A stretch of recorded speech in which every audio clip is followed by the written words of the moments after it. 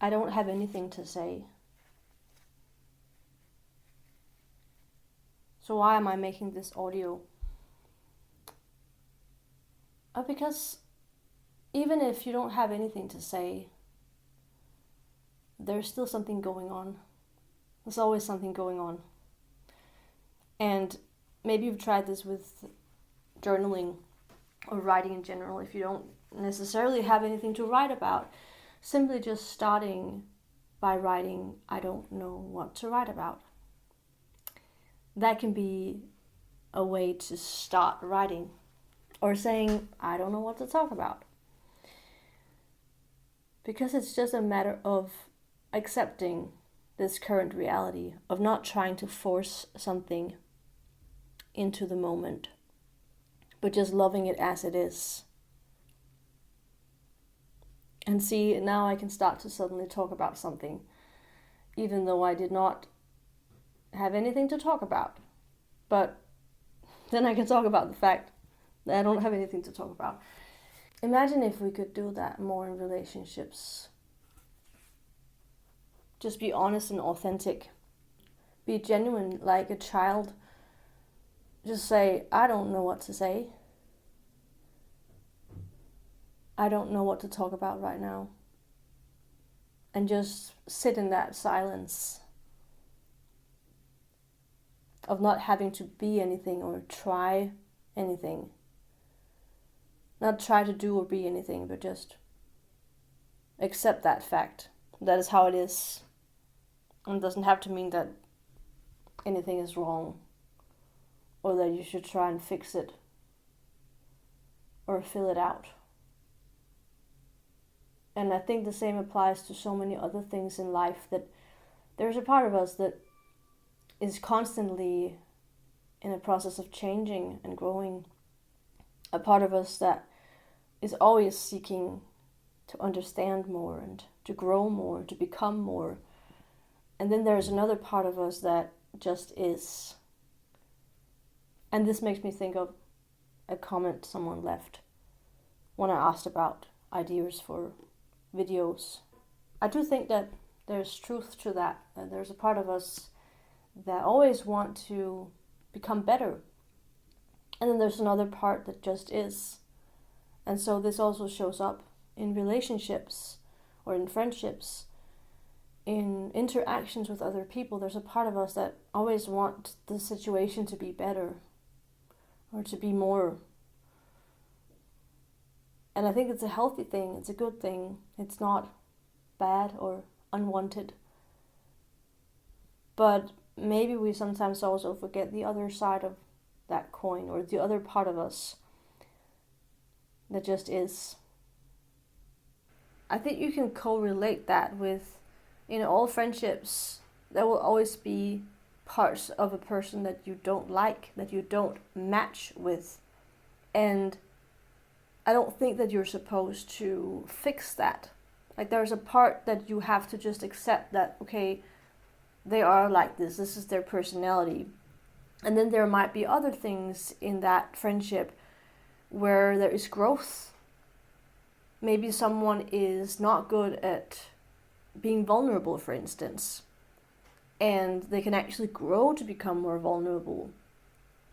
But in other instances, this person might be completely rigid, and they don't have that interest themselves in changing or growing. So I think it all comes down to whether or not you have similar ideas about growth and how you want to grow, how you want to evolve as a person or in that friendship or relationship, and whether or not the things that matters to you also matters to them. So whether or not you have the same values. And in some instances, I think we have to accept that we're different in some areas, and then in some areas we're similar, or we have similar values and we want the same things. But we can't expect to find someone where everything aligns at all times. But I think it's important to have that balance, to not just accept, for instance, to be treated badly, or accept that the values you have are not similar with the other person. I think it's healthy to express those values and express those needs you have, even if the other person are not able to meet them, or even if they don't have the same needs or values as you. But expressing them shows yourself that this is me, this is what I need and want. And if I'm not able to get it in this friendship, then I might be able to get it in another friendship. So we can't find one person to fulfill every need, and it's also unrealistic to find someone else to fulfill those needs. But we can find different friendships and relationships and connections with people that can, bring different qualities into our life. I think this thought process can be applied in so many different aspects of our life. I also start to think about,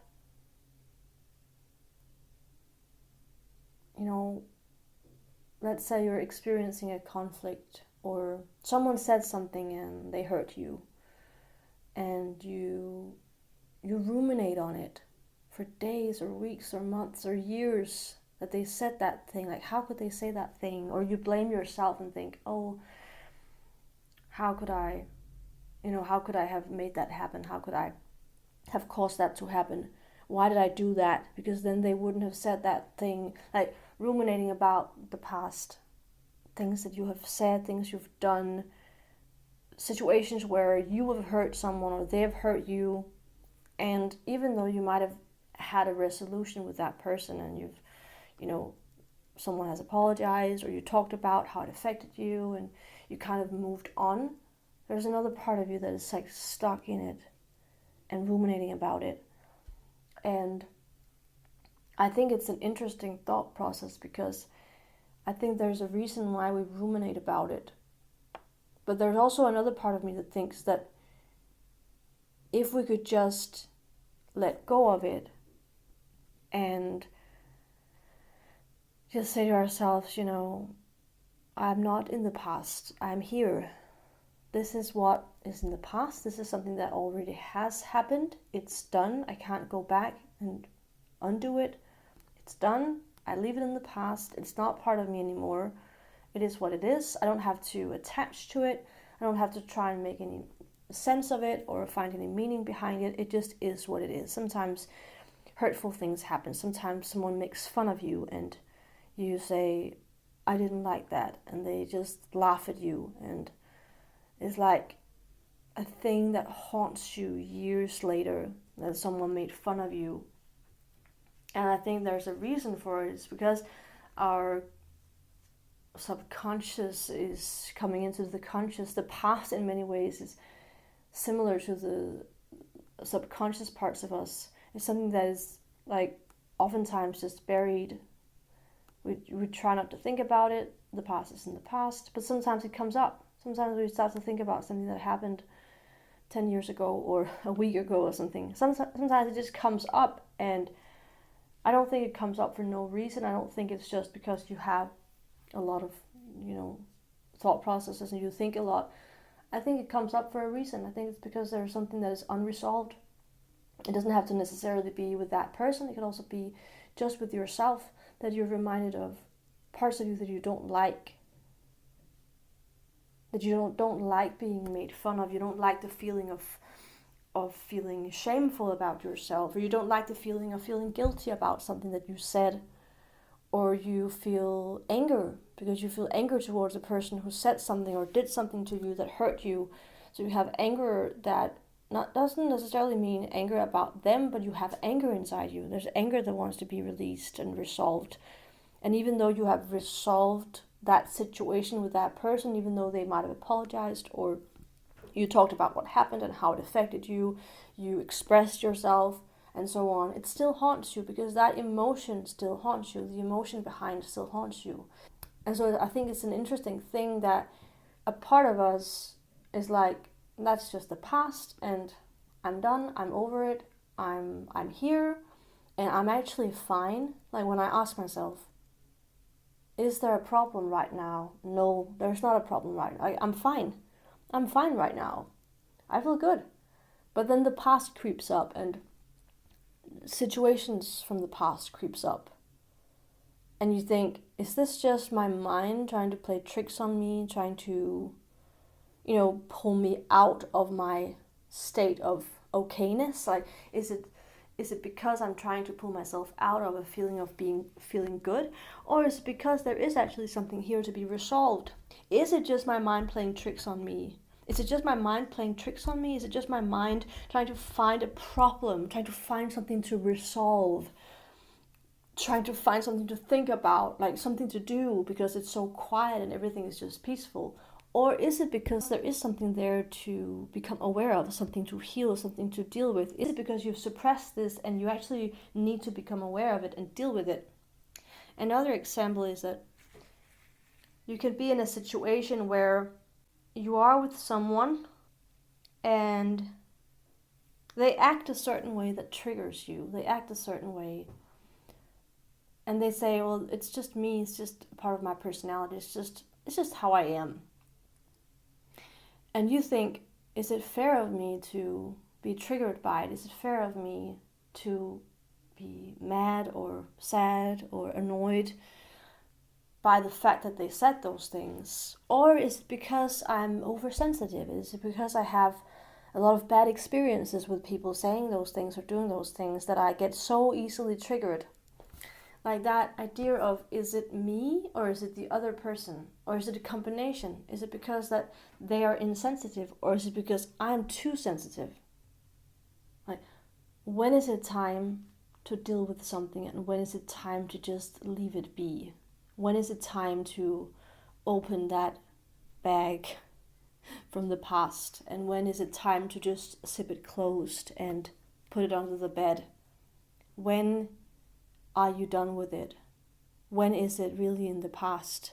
If it continues to come up into the present, then I think that it is because there is something there that is trying to get your attention. Just as the dreams you have at night. You have specific dreams that come up into your subconscious, and it is because there is something that takes up space in your subconscious mind that wants to get your attention. And I think the same happens with past experiences. There's a reason why you remember something embarrassing you did 10 years ago. But it doesn't mean, and this is an important thing, it doesn't mean that something is wrong with you. It doesn't mean that you have regressed to a past version of you. It doesn't mean that you're living in the past. You have to remember that there's a person here now that is actually able and capable of handling overwhelming things. You have reached a point where you are more capable, more peaceful, more accepting, more embracing. There is more space within you to hold the painful things. So it's not because you're suddenly suffering more with all these thoughts about the past or all these heavy emotions that come up suddenly. It's simply because you've created so much space to feel it.